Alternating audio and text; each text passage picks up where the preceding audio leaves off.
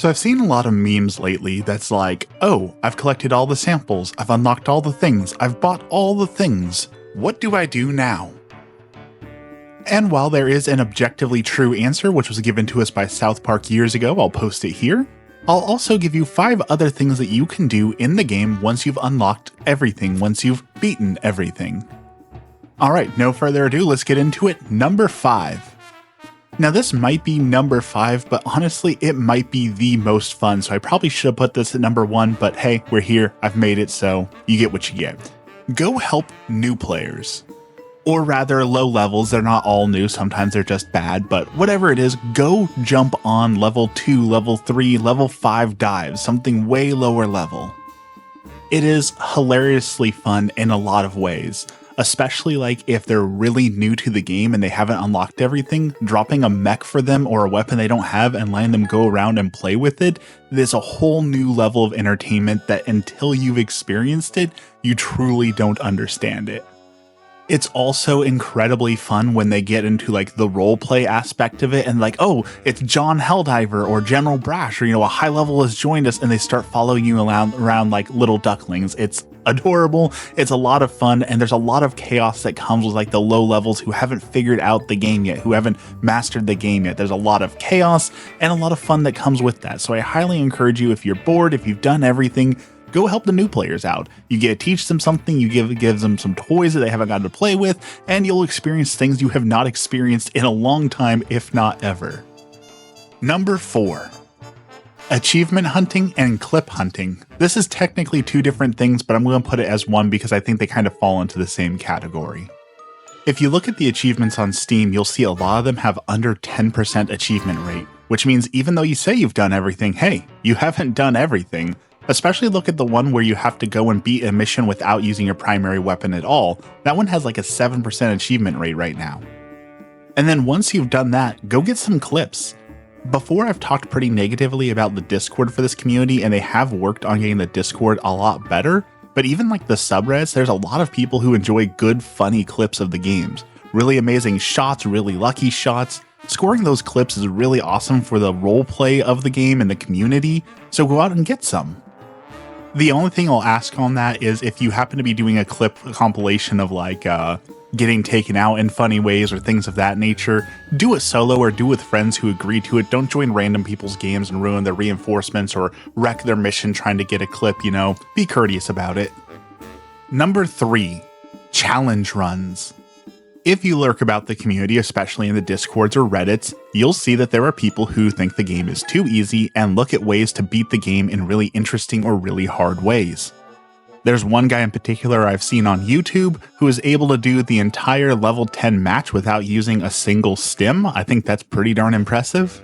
But the most popular or most well-known challenge is the Recruit Challenge, where you start with a level 1 title, and every match you finish on a level 10 Helldive without dying, you get to rank up 1 title, and the goal is to get to the all-the-way end title without dying once, which is something like 22 missions successfully done without dying a single time. It's very hard, and to my knowledge, no one's completed that challenge yet, so there's a challenge for you if you're looking to challenge yourself. Other challenges can be things like no orbitals or no eagles or even no stratagem runs. Really, the world's your oyster. Whatever you want to do, it makes it interesting, it mixes it up, and it's fun. But if the challenge isn't fun, don't ruin yourself on it. If you don't want to do it, it's optional, but it gives you something else to do. Number 2, speed runs. Now, technically it's adjacent to challenge runs, but I feel that it deserves its own category because speedrunners are an animal of a completely different nature, a whole different beast. They are simply built different. That might be why I'm not a speedrunner, but I'm going to talk about it. If you check out some of the speedrunning websites, you'll see that people do all sorts of speedruns. There's things like liberation campaigns 80%, liberation campaigns 100%, tutorial out of bounds, tutorial no out of bounds, stratagem hero. There are so many different options, and if you're into the speedrunning community at all, you'll know that there's always an infinite amount of challenging yourself and pushing yourself. I don't think there's a huge speedrunning community for the game, so a lot of these are probably still up for grabs, and there's probably some level of optimization that hasn't been done yet, so if that's your jam, it's there waiting for you. And finally, number 1, role-playing. Now, this can take on a lot of different forms, and I know just the name role-playing scares people away to start, but let me turn you on to a whole different world you might not be aware of, especially if all you do is casually play the game. Now, role-playing is not what you think it is. It's not what a lot of people come to mind. Like when you talk about role-playing in Dungeons & Dragons, people are like, oh, art thou ready now, paladin? And maybe role-playing is the wrong word. Maybe I should have used content creation, simply because there are so many people creating different things for this game. We've talked about the subreddit, we've talked about the Discord. Look at the people who are creating music, songs. There are people writing poetry, ballads, short story, creating factions that are doing different things, playing in their head these, I'm a Viper Commando, so I only drop with these people, and we're doing a mission a very certain way. There's people creating trading cards. There's people creating real life cosplays. There is so much content and role-playing and LARPing around the game that really, once you get into that, it's a completely different game. I've been trying for a while now to put together a Dungeons & Dragons style TTRPG group to play through and do some lore building and world building. And yes, it wouldn't be like official lore, but it's still adding to the universe. It's still adding to the game. And once you start participating in that way, it's so hard to participate in any other way.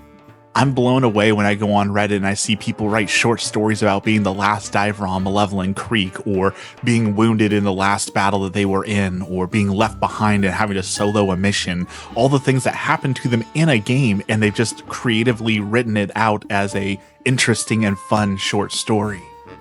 If you haven't seen them, I like to post short stories of like a conspiracy theorist who is observing from the outside, talking about how awful Helldivers are and how brainwashing and propaganda Super Earth is. It's a ton of fun to write those stories. It's a ton of fun to go voice act them and kind of put together the script and do it all. And that's something you should do too.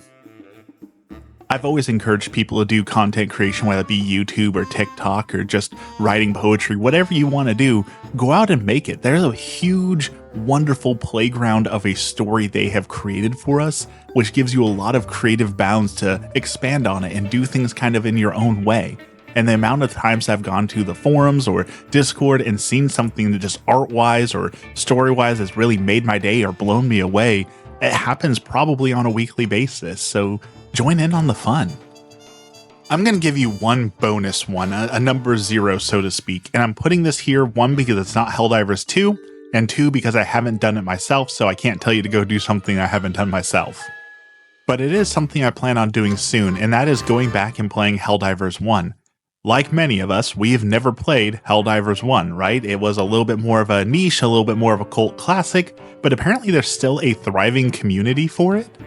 People that are still actively playing missions, people are still actively doing things in the game, there's still a subreddit for it, there's still pushes to complete certain objectives.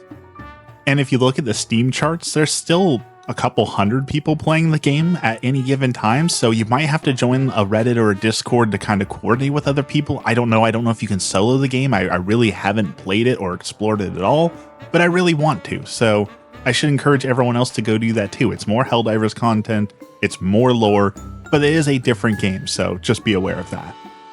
With all of that said, now it is time for viewer participation. As always, if there is an activity that you do when you've reached max level that I haven't brought up here, if there's something that I haven't brought up that you think would be beneficial to other people, put it down in the comments down below, and of course tell me how wrong I am in the comments as well.